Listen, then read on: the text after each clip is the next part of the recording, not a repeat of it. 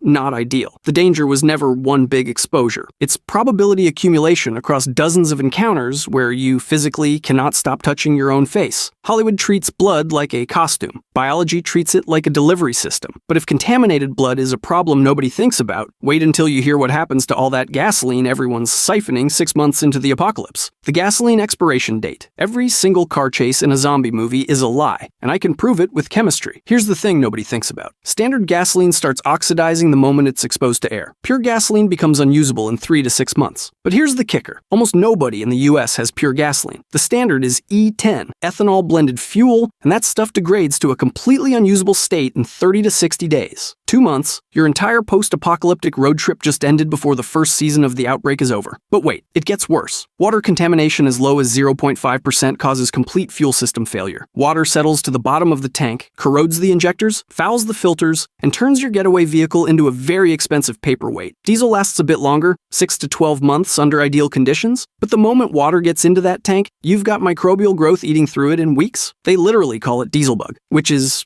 not ideal. Temperature cycling makes all of this significantly worse. Daily heating and cooling pulls moisture through vents and seals, accelerating every degradation process inside the tank. Underground storage tanks stay more stable, but without power to run the pumps, good luck accessing any of it. And small engine carburetors? They gum up after 2 to 3 weeks on stale fuel. That's a complete rebuild, 3 to 8 hours minimum, assuming you're a specialist, which you are not, because you were an accountant named Gerald before the world ended. So a survivor stumbling into a garage at month 4 will discover that most of the fuel is already garbage. The apocalypse doesn't end with a bang. It ends with a clogged carburetor and a long walk home. But if the fuel situation sounds bad, wait until you hear what happens when survivors grab a katana and expect it to last more than a week. The invincible katana. Let's talk about everyone's favorite zombie weapon. The katana. Sleek, elegant, silent, and in the hands of literally any Hollywood survivor, capable of slicing through skulls like they're made of warm butter. Here's the thing. They're not made of warm butter. A human skull requires 1,200 to 1,600 pounds per square inch of impact force to fracture. An untrained person swinging a katana generates somewhere between 600 and 1,000 pounds per square inch, which means most people literally cannot deliver a killing blow with this weapon. You'd basically be bonking a zombie on the head with a very expensive metal stick. But let's say you're strong enough. Let's say you've been doing your forearm curls and you can actually crack bone. Cool. Your blade's edge degrades within 5 to 10 strikes against bone. After 15 to 25 impacts, you've lost 40 to 60% of your cutting edge. You now own a dull steel bar that costs more than your car. And restoring that that edge? That requires specialized whetstones and 30 to 45 minutes of careful maintenance per combat session. Nobody is sustaining that routine past week 2. Nobody. You'd sooner start using it as a walking stick. Then there's the weight problem. A katana runs 2.5 to 3.5 pounds, which doesn't sound like much until you compare it to a machete at 1.5 to 2 pounds. That difference creates 25 to 35% faster fatigue onset. After 30 minutes of swinging, your velocity drops 40 to 50%. You're now slowly waving a dull piece of carbon steel at a zombie that doesn't get tired, and that carbon steel initiates rust within 48 hours, if exposed to moisture without immediate drying. Good luck in the rain. A machete costs $12 and you can buy one at Walmart. But sure, grab the katana. It looks cooler. At least your weapon choice only affects you personally, unlike what happens when survivors start forming groups. The problem with large groups: every zombie movie builds toward the same fantasy. Survivors find each other, form a community, build walls, and suddenly there's safety in numbers. It's comforting, it's logical, and it's a death sentence backed by math that Hollywood refuses to acknowledge. Here's the thing: group coordination doesn't scale the way people think it does. Communication links between members grow exponentially. A group of 5 has 10 possible connections. A group of 30 has 435. Every decision, every "should we move tonight" conversation turns into a sprawling mess of opinions and paralysis. In a scenario where hesitation kills, you've built a committee to debate your own extinction. But the real killer is noise discipline. A small trained team can maintain silence through hand signals and shared instinct. Scale that to 20 untrained civilians and you're rolling the dice every hour. Somebody coughs. Somebody's kid starts crying at 2 a.m. Every additional person is another random noise generator you can't control. You're not twice as loud with twice the people. You're a beacon. Then there's disease. Confined groups with poor sanitation are breeding grounds for illness. Historically, overcrowded shelters see respiratory infections tear through populations within days. You didn't lose one person. You lost your entire fighting force to fever and dehydration. And the resource math is brutal. 50 survivors need roughly 100 pounds of food daily and at least 50 gallons of water. Resource consumption scales linearly while the area you can safely scavenge stays fixed. Meanwhile, leadership disputes, resource hoarding, and factional splits consistently emerge within the first 2 weeks. A group of 50 maintains zero tactical advantage over an organized squad of 8 to 12. Zero. They just consume 6 times the resources. Hollywood frames large groups as civilization rebuilding. The math frames them as a buffet with a scheduling conflict. Speaking of things Hollywood completely ignores, let's talk about the single most underrated piece of survival equipment in human history. It has 2 wheels, and nobody in any zombie movie has ever thought to use one. The ignored importance of bicycles. Nobody in zombie fiction rides a bicycle. Nobody. You've got survivors hot-wiring cars, siphoning ancient fuel from gas stations, and revving engines loud enough to alert every corpse in a 2-mile radius. And not a single one of them thinks to grab the mountain bike sitting right there in the garage. This is genuinely baffling. A bicycle covers 12 to 15 miles per hour on moderate terrain. Walking gets you 3 to 4. That's not a minor upgrade. That's a 300% speed improvement on zero fuel. You eat food, you pedal. That's the entire supply chain. No degraded gasoline, no engine maintenance, no alternator failures, just legs. But here's the real advantage, and it ties back to everything we covered about firearms. Noise. A bicycle produces roughly 50 to 60 decibels. A running vehicle engine sits at 70 to 80, and decibels are logarithmic, meaning a car is perceived as multiple times louder. You are practically a whisper on wheels. Meanwhile, that vehicle alert radius we talked about? 1 to 2 miles of, hey, dinner's here broadcast to every shambling corpse in the area. A cyclist generates a fraction of that. And the logistics are almost comically good. Strap a cargo trailer to a bike, and a small team can cover 40 miles, gather over 100 pounds of supplies, and return to base in about 8 hours. Minimal detection risk. A vehicle does the same run and basically announces a buffet. Maintenance requires 5 tools. A puncture takes 10 minutes to fix. A chain replacement takes 15. You don't need a mechanic. You need a person with hands. Bikes handle roughly 65% of terrain types. Vehicles manage about 30%. It's the single most practical transportation option in a zombie apocalypse, and Hollywood pretends it doesn't exist. I don't know what to tell you, but if the bicycle problem is funny, the next one is genuinely devastating to every zombie story ever told, because human bodies rot fast. The body decay timeline. Hollywood wants you to believe that zombies shamble around for months, maybe years, slowly hunting the living across entire seasons of television. Here's the thing. Biology doesn't care about your show's renewal contract. A human body, animated or not, follows a very specific and very disgusting decomposition schedule. And that schedule makes the entire zombie genre fall apart. Let's start with the fresh stage. Days 0 through 3. This is the only window where a reanimated corpse functions the way movies show you. Tissue is intact, ligaments hold, motor capability is more or less retained. A fresh zombie is a legitimate threat, no argument there. But then day 3 hits and everything changes. The bloat stage kicks in from roughly day 3 to day 14. Bacteria inside the body start producing gas, and that gas has nowhere to go. The body swells to roughly double its original size. Internal organs liquefy. Mobility tanks as the muscles and soft tissue break down. And here's the fun part. The body starts rupturing spontaneously, just popping open like a forgotten lunch bag in a hot car. Your terrifying zombie horde is now a field of bloated, leaking meat balloons that can barely move. Then comes active decay. Days 10 through 30. Tissue becomes primarily liquid. Structural integrity fails completely. Joints separate as ligaments decompose, which means movement becomes physically impossible. You can't walk without connective tissue. That's not an opinion, that's engineering. Factor in insect colonization, which is one of the single biggest drivers of soft tissue breakdown, and a body in a temperate zone can be reduced to bones within a few months. Hot summer weather accelerates the whole process significantly, meaning your warm weather zombie horde has a shelf life measured in weeks, not the months or years your favorite show pretends. The real survival strategy that nobody in these movies considers? Just wait them out, board up, ration your food, and let nature do the work. A couple of months and the threat literally dissolves. But okay, let's say you can't wait. Let's say you have to fight. In that case, you'd better know what armor actually does for you. The effectiveness of standard body armor. Here's the thing about body armor in zombie movies. Every survivor who straps on a tactical vest immediately starts walking slower, breathing harder, and acting like they're invincible. They are not. They're actually worse off than before they put it on. Let me explain. Full torso coverage requires 4 to 6 ceramic plates. That's 32 to 48 pounds of extra weight strapped to your body. Your metabolic cost for covering the same distance jumps 40 to 60%. Your sprint speed drops by 40%. Your climbing ability tanks by 30%. Your stamina endurance is cut in half. Every single dimension of survival, the running, the climbing, the lasting longer than the thing chasing you, all of it gets objectively worse. And here's where it gets really stupid. Body armor is designed to stop bullets. Zombies don't shoot bullets. A zombie bite generates 150 to 250 pounds per square inch of force, and conventional ballistic armor has zero slash or puncture resistance. It's not built for that. It never was. You've added 40 pounds of dead weight to protect against a threat the armor doesn't even address. Even against actual gunfire, stopped rounds still transfer 200 to 400 foot-pounds of residual energy into your chest. That's fractured ribs, collapsed lungs, internal bleeding. The bullet didn't go through you. Congratulations. You're still on the ground unable to breathe, but the real killer is the math nobody does. A full armor kit covers maybe 20% of your body. Your arms, legs, neck, and face are completely exposed. So you've got a survivor who moves 40% slower, exhausts twice as fast, and remains vulnerable on 80% of their body surface. That's not protection. That's a weighted vest with a false sense of security. You know what actually stops a zombie bite at a fraction of the cost? A reinforced leather jacket and layered sleeves. Comparable bite prevention at roughly 10% of the weight. No mobility penalty. No stamina drain. No delusion that you're a walking tank when you're really just a slower, heavier target. But if body armor gives people false confidence about protection, wait until you hear about the location that gives survivors false confidence about safety itself. The myth of the secluded island. Every zombie movie ends the same way. Survivors find a boat, point it toward the horizon, and the camera pulls back on a beautiful secluded island as the music swells. Roll credits. Everybody's safe. Nobody's safe. The island is a coffin with a nicer view. And I can prove it. Let's start with water. Most small islands have zero reliable freshwater sources. No rivers, no aquifers, just whatever rain you can catch and store. Sounds manageable until you remember every person needs roughly 2.2 liters daily just to not die. A group of 10 during a dry spell burns through any stored supply fast. There's no municipal backup. You get what the sky gives you, and the sky doesn't care about your head count. Then there's the boat, your single lifeline to the mainland for medicine, fuel, tools, and everything else you can't grow on a rock. Here's the thing. Remember how we talked about fuel degradation? Ethanol blend gasoline separates and dies in 30 to 60 days. One mechanical failure, one storm, one navigation error from someone who learned to drive a boat from a YouTube video, and that lifeline snaps permanently. Not eventually, immediately. But the part nobody talks about is what happens to your brain. Prolonged isolation wrecks people. Historical accounts from lighthouse keepers, remote research stations, and shipwreck survivors all document the same pattern. Paranoia, aggression, and psychological deterioration setting in within weeks. You've got a shrinking group of increasingly unstable people on a rock they can't leave, running out of water they can't replace, and you still need someone awake 24 hours a day watching the shoreline. Exhaustion cascade begins within the first week, security gaps become inevitable. Add seasonal weather trapping you for months, dwindling food stores with no way to resupply, and the fact that any serious medical emergency without hospital access becomes potentially fatal for something as basic as a broken bone. The island doesn't protect you. It traps you. Survival was never about finding the perfect fortress. It was about understanding what actually kills you. And most of the time, it isn't the zombies. We've all imagined what it would be like to live in a zombie movie, and you know what? It's just such an interesting topic to think and talk about. So I've decided to list everything people get wrong about zombie movies. Starting with one people overlook, brain myth. First up, that whole brain craving thing? Yeah, mostly garbage. The idea that zombies specifically hunt for brains comes from Return of the Living Dead back in 1985, where the zombies literally moan, "brains?" because it supposedly relieves the pain of being dead. But go back to the classics, like Night of the Living Dead or check out The Walking Dead, and you'll see zombies chomping on whatever flesh they can grab. Arms, legs, guts, they're not picky. Even in games like Left 4 Dead, the infected just attack everything in sight without any special brain preference. The truth is, traditional zombie lore never specified brains at all. The Haitian voodoo origins that inspired early zombie stories were about enslaved people, not cannibals targeting your noggin specifically. Modern depictions lean into general flesh eating, because that's what actually makes biological sense if we're talking about mindless hunger. Return of the Living Dead was basically a horror comedy that turned a joke into pop culture gospel, and now everyone thinks zombies are running around like brainy vampires. But here's where it gets interesting. The brain myth actually reveals something deeper about how zombie evolution works across media. When Return of the Living Dead's writer Dan O'Bannon created talking, brain-craving zombies, he was deliberately breaking from Romero's rules to avoid copyright issues. The studio didn't own rights to traditional zombies, so they invented new mechanics where zombies could run, talk, and specifically explain their craving. The misconception persists because it's memetically perfect. Brains became shorthand for zombies in pop culture the same way "it's alive" means Frankenstein. It's catchier than random flesh consumption, so it's stuck. But the deeper we go, the more the myths pile up. Like speed